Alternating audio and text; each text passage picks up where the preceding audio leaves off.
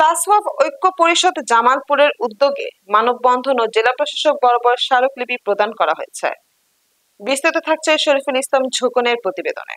পীর মুর্শিদ যার যার ঐক্য আমাদের সবার এই প্রতিপাদ্যকে সামনে রেখে আজ জামালপুর ফৌজদারি মোড়ে মাজার, খানকা, দরবার শরীফের শতভাগ নিরাপত্তা নিশ্চিতকরণের ধারাবাহিকতা অব্যাহত রাখতে তাসওয়াফ ঐক্য পরিষদের আয়োজনে মানববন্ধন অনুষ্ঠিত হয়েছে।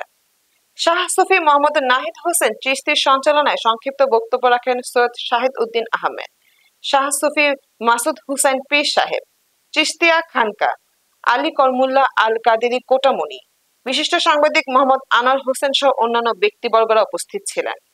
এ সময় বক্তারা বলেন, মাজার, খানকা, দরবার শরীফের শতভাগ নিরাপত্তা নিশ্চিতকরণে প্রশাসনের সুদৃষ্টি কামনা করেন। পরে জেলা প্রশাসকের বরাবর একটি স্মারকলিপি প্রদান করা হয়েছে। বাংলাদেশে মাজার, খানকা, দরবার, পীরের বাড়িঘর যে সমস্ত ভাবে মানুষ ভাঙচুর করেছে, এই ভাঙচুরের বিরুদ্ধে আমি প্রতিবাদ জানাচ্ছি। আমরা আগামীতে আশা করব যেন আমাদের জামালপুরের কোনো ক্ষতি আর না হয়, এই বলে আমি অনুরোধ জ্ঞাপন করছি। জামালপুরে আমাদের প্রাণের জায়গা, আমাদের আরাধনার জায়গা, আমাদের ইবাদতের জায়গা।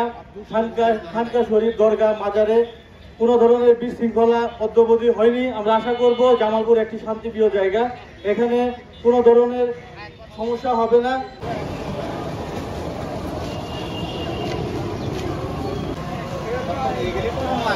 বন্ধের দিন